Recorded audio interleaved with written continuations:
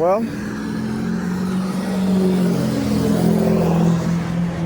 in my description box or bio, I just placed a comment there that states, in the realm of the blind, parentheses, in the realm of the blind, the one-eyed people are, parentheses, question mark, 3 question marks in parentheses. So in the realm of the blind, the one-eyed people are, parentheses, 3 question marks in parentheses. Because it's really difficult to say what the hell they are in the realm of the blind. I was going to initially say they're a little bit crazy and over it all. However, I don't think that would completely express what they are, describe what they are. The original saying wasn't that in the realm of the blind, the one-eyed man is king. The original saying, expression was, if I'm not mistaken, if there was an original one before that, then certainly it was, they say, in the realm of the blind, the one-eyed man is the guiding light.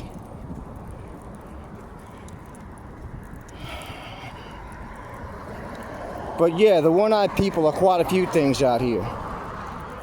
Quite a few things. For myself personally, I must say I'm frustrated amongst other things.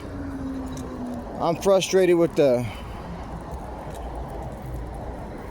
people who give power or abdicate their power, their personal power, in large multitudes to the so-called powers that be. Jesus was accused of sedition for the act of helping people or guiding people along the way of finding self-power and coming out of being slaves to Rome.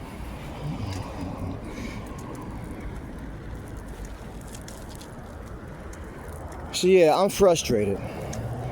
The point is, I'm saying we've been going someplace for quite some time now. And what by we, I mean the whole world. The whole world has been going somewhere for quite some time now, leading to some fucking point, to some destination. And here we are right now. And as you look around at the world, you can see it's stressed out. It needs a Band-Aid. Not just the people, but the planet itself needs a Band-Aid. It's exhausted and exasperated from all the stress that the people have put upon it and placed upon it. And all the things that creepeth and crawleth that it affects on this planet. Besides just people and the planet itself. But we've been going somewhere. Collectively, we've been heading somewhere, to some destination. And here we are right here, right now. And do you know how we got here?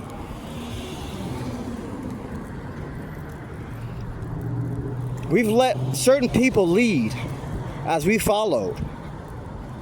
For one thing, it wasn't your idea to come up with Apple. It wasn't your idea to come up with Macintosh.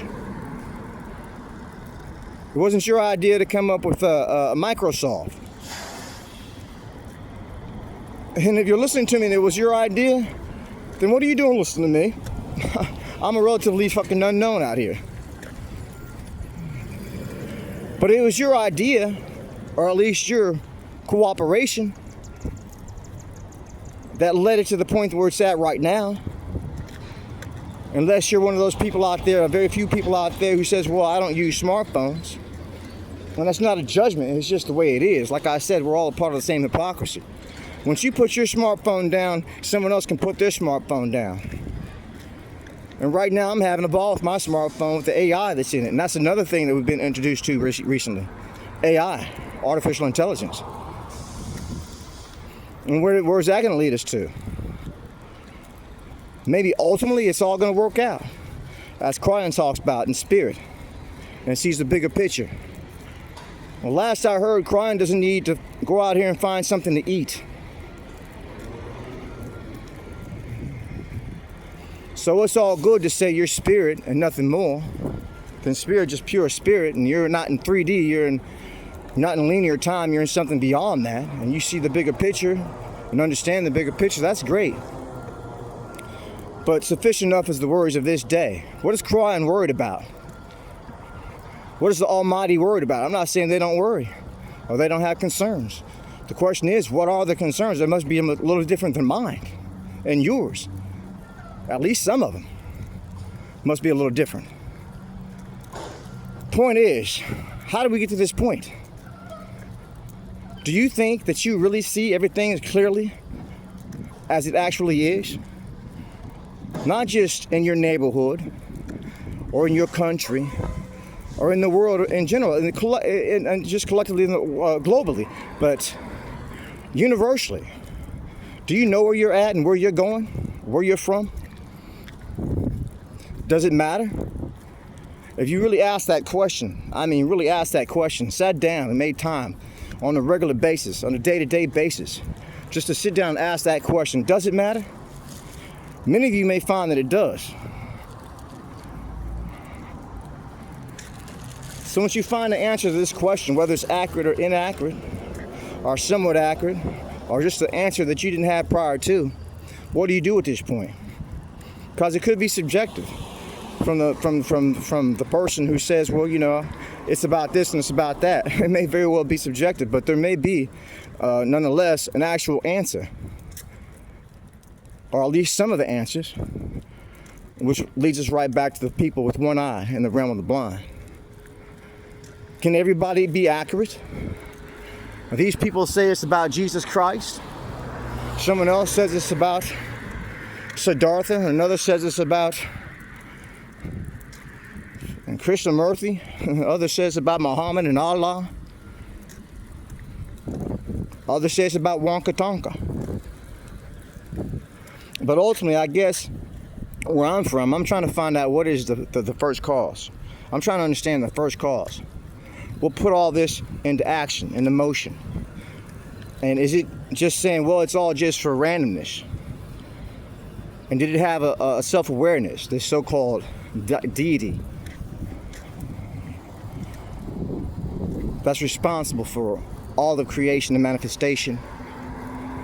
And then you put man into it, as it applies to this world, aliens aside, but put them in as well at some other point, and come up with what is it that we are, and how do we get to this point, and what does that mean? How much of that was the volition of men, the independence of mankind, since we're going to speak about that more than aliens right now, something we're more familiar with.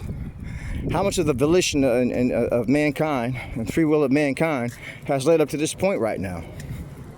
How much of that was random? How much of that was foreseen by the omniscient, the all-knowing, the almighty? If you believe in such a thing as the all-knowing and almighty. There's big questions. But if there's anything you feel like you can do, wouldn't you want to do it? Guys, this is where we're at. Who thought in the 80s that we'd be here in 2026? They told us about some of it, actually, they did. And it didn't take a prophet to do so. Or forewarned us about much of it, like the state of the planet right now. Global warming, all these things.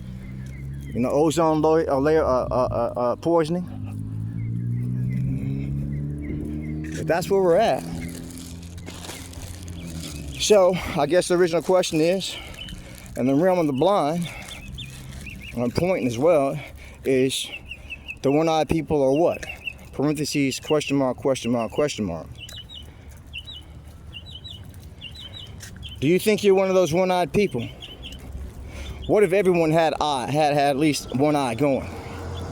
That would be the ideal. That would be ideal. For me, it would be ideal.